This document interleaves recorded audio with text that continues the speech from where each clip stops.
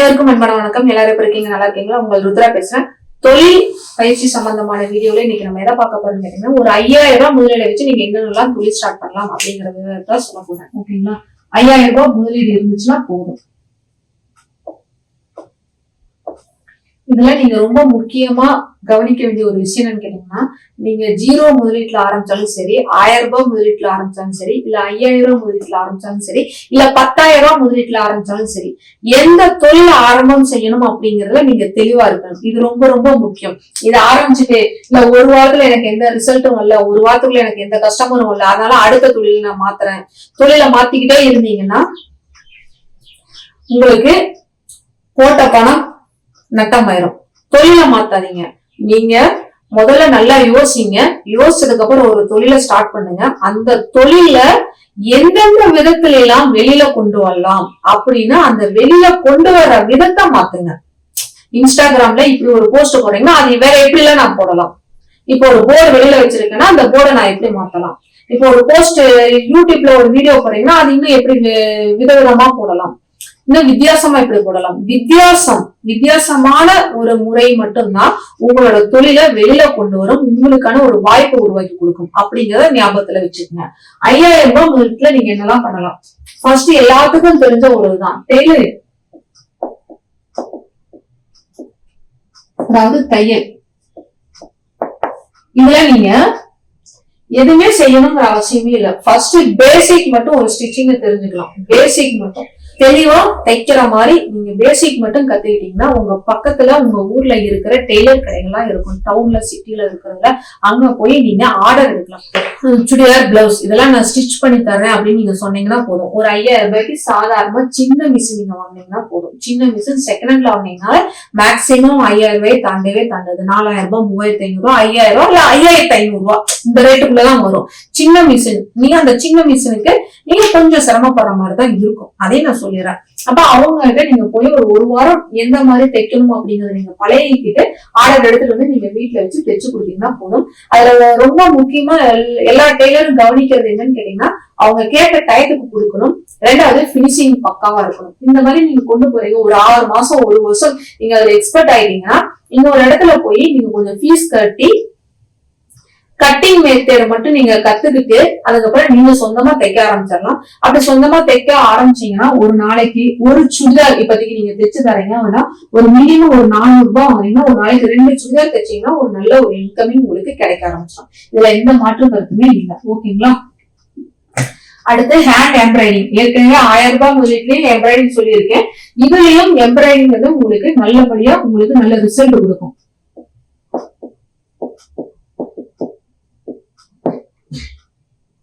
இதுல நான் ஒரு சகோதரி பத்தி நான் சொல்லணும். அவங்க தாராபுரத்துல இருக்காங்க. அவங்க பேரு பாத்தீங்கன்னா காயத்ரி. அவங்க ஒரு 5000 ரூபாய் முதலீட்டுல தான் ஸ்டார்ட் பண்ணாங்க. 5000 ரூபாயும் கூட முழுசா போடல, 3500 ரூபாய் என்னமோ போட்டாங்க.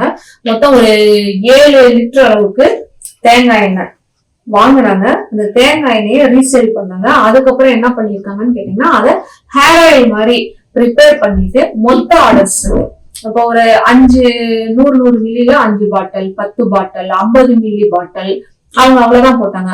50 மில்லி பாட்டில், 100 மில்லி பாட்டில் அவ்வளவுதான். 200 மில்லி கூட அவங்க போடவே இல்லை. அந்த மாதிரி மொத்தமா கேட்கறவங்களுக்கு சின்ன சின்னது 100 ரூபாய் பாட்டில், 200 ரூபாய் பாட்டில் அந்த மாதிரிதான் கொண்டு போனாங்க. அந்த மாதிரி அவங்க கொடுக்க ஆரம்பிச்சாங்க. அடுத்தது பாத்தீங்கன்னா ஒரு 6 மாசத்துல நல்ல ஒரு பிக்கப் எடுத்துட்டாங்க. சூப்பரா இது பண்ணிட்டாங்க. அதுக்கப்புறம் அதுல இருந்து வர லாபத்தை வச்சு அவங்க சின்னதா ஒரு ஆயில் ஸ்டோர் கொண்டு வர அளவுக்கு வீட்லயே கொண்டு வந்துட்டாங்க.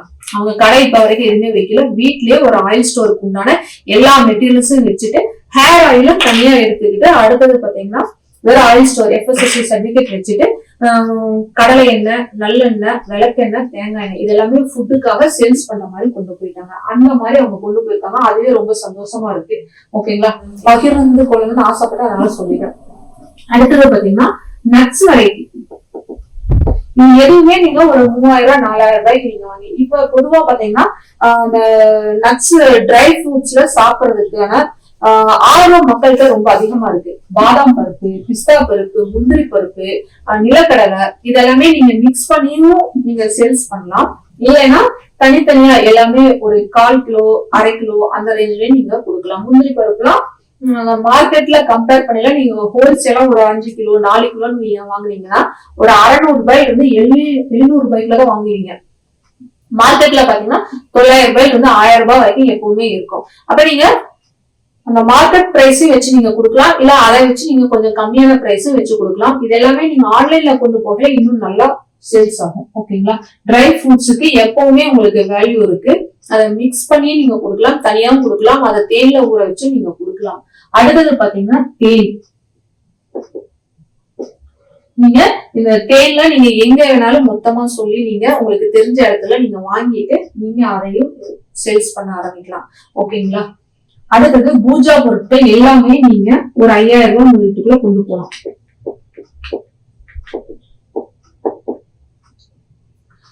வெட்டிவேர் மாலை.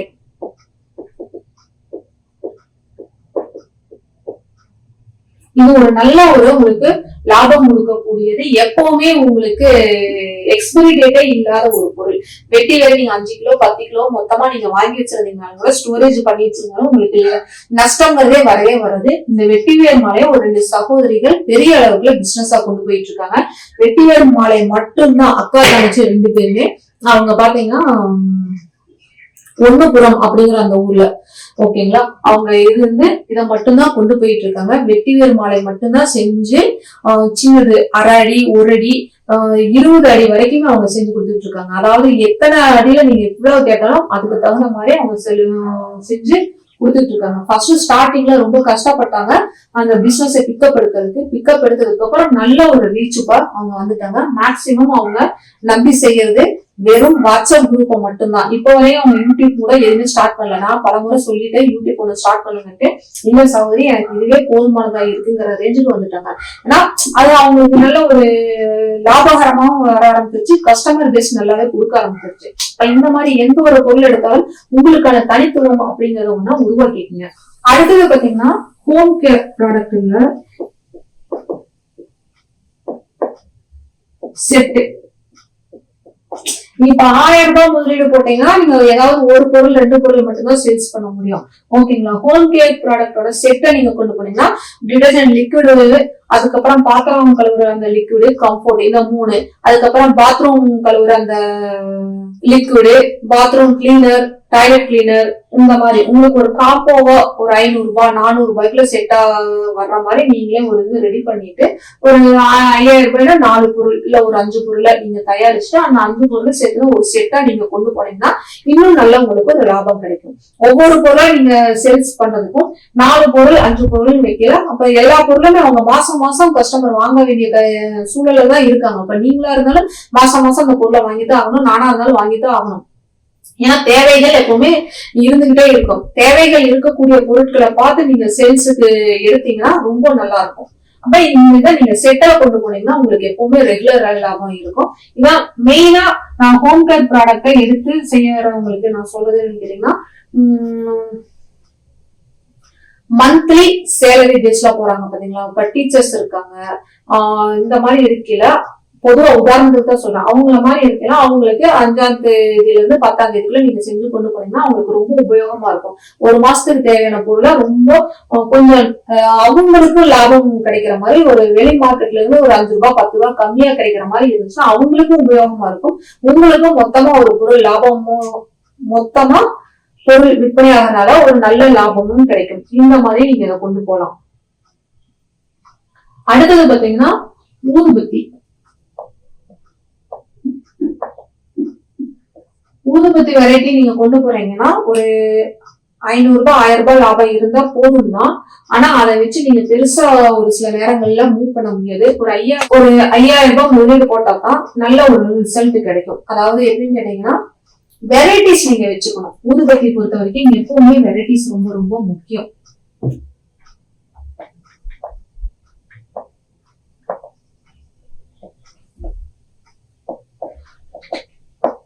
ஏன்னா ஏதாவது ஒரு வெரைட்டி 2 வெரைட்டி மட்டும்தான் ஒரு சிலருக்கு பிடிக்காது.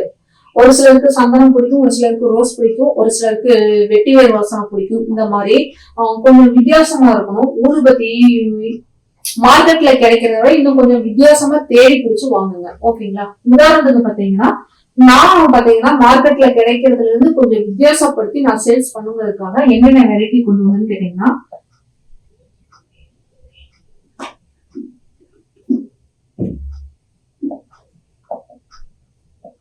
பச்சை கற்பூரம் கொண்டு வந்தேன். அடுத்து வெட்டிவேர், வன்னி இலை. வன்னி இலை மேக்சிமம் யாருமே கேள்விப்பட்டிருக்க மாட்டீங்க. கொடுமுடி கோவிலோட ஸ்தல விஷயமே வன்னி இலை தான். ஓகேங்களா? பழனியை சுத்தி இருக்கிறவங்க எல்லாத்துக்குமே வன்னி இலை பத்தினா மகத்துவம் தெரியும். அங்க தீர்த்த காவலிக்கு கொண்டு போறவங்க எல்லாருமே தீர்த்தத்துல வன்னி இலை இல்லாம முருகனுக்கு அபிஷேகம் செய்யவே மாட்டாங்க. அந்த மாதிரி வன்னி இலை எங்களுக்கு எங்க ஊர்ல இருக்கிறவங்களுக்கு ரொம்ப ரொம்ப ஸ்பெஷல். அதோட மருத்துவ குணங்கள் இவ்வளவுதான் இல்ல, நோயை குணமாக்கக்கூடியதுல இதுதான் மிகப்பெரிய ஒரு முதலிடமா இருக்கு. போகர் ஐயா சொன்னதுல போகர் 12,000த்துல வன்னி இலைக்குனே ஒரு தனியான ஒரு பாகம் கொடுத்து அந்த அளவுக்கு ஸ்பெஷலா சொல்லியிருப்பாரு. ஓகேங்களா? ஓகேங்களா?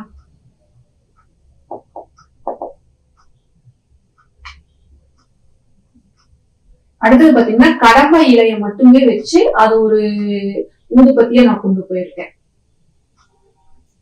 இன்னும் என்ன கொண்டு போயிருக்கேன்னு கேட்டீங்கன்னா சாம்பிராணி.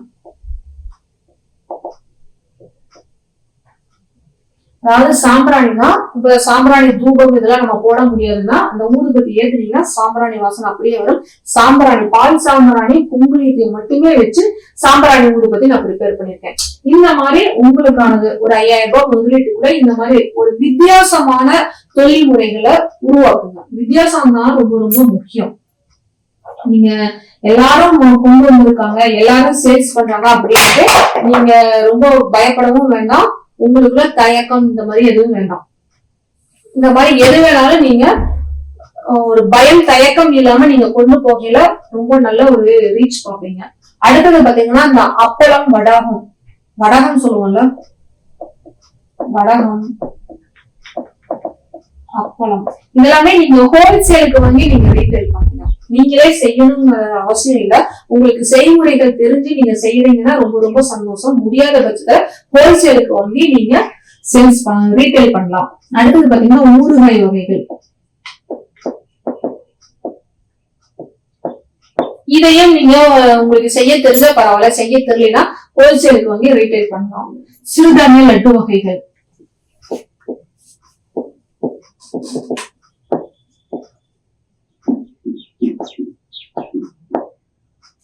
எப்பவுமே ஸ்நாக்ஸுக்கு இருக்கிற மதிப்பு குறையவே குறையாது. இன்னும் நாளுக்கு நாள் அதிகமாகிட்டு தான் இருக்கும். நீங்க தரமான பொருளை ஒரு அளவான லாபத்தை வச்சு நீங்க கொடுக்கும் பொழுது, அதாவது அவங்களுக்கு விலையும் குறைவா இருக்கிற மாதிரி இருக்கணும். அப்ப அதுக்கு நீங்க என்ன பண்ணலாம்னு கேட்டீங்கன்னா 1/2 கிலோ 1/4 கிலோ 1 கிலோ பேக்கிங் மட்டும் இல்லாம 100 கிராம் 200 கிராம் இந்த மாதிரி பேக்கிங்கும் நீங்க கொடுக்கலாம். இந்த மாதிரி இதை நீங்க கொடுக்கல நல்ல ரீச் கிடைக்கும். சத்து மாவு வகைகள்,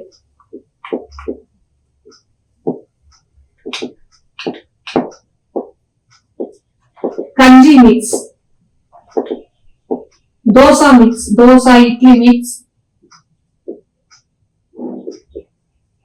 இல்ல ரெடிமேடு எல்லாத்துக்குமே அவசரம். ஓகேங்களா?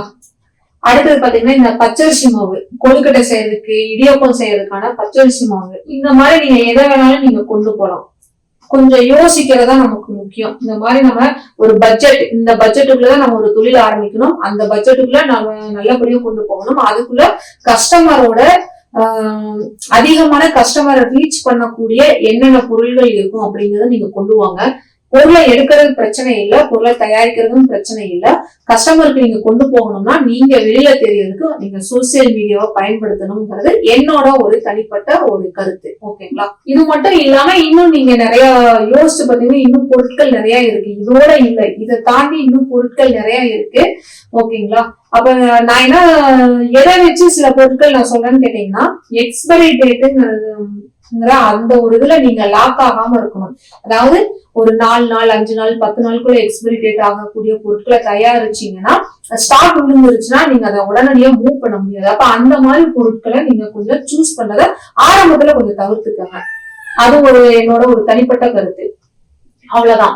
ரெகுலரா மக்கள் யூஸ் பண்ற மாதிரி பொருட்களை நீங்க சூஸ் பண்ணுங்க. இந்த ரெண்டுமே உங்களுக்கு ரொம்ப முக்கியம். இந்த 2 கருத்துல வச்சுட்டு நீங்க ஒரு தொழில் ஆரம்பிச்சீங்கன்னா உங்களுக்கு அதை சேல்ஸ் பண்றதுக்கு ஈஸியா இருக்கும். அடுத்து எது சம்பந்தமான தொழில் வீடியோ போடணும் அப்படிங்கறத கமெண்ட் பண்ணுங்க, ஷேர் பண்ணுங்க, லைக் பண்ணுங்க, ஞாபகமா சப்ஸ்கிரைப் பண்ணிக்கங்க. அனைவரும் தொடர்ந்து இணைந்து முன்னேறுவோம். நன்றி, வணக்கம்.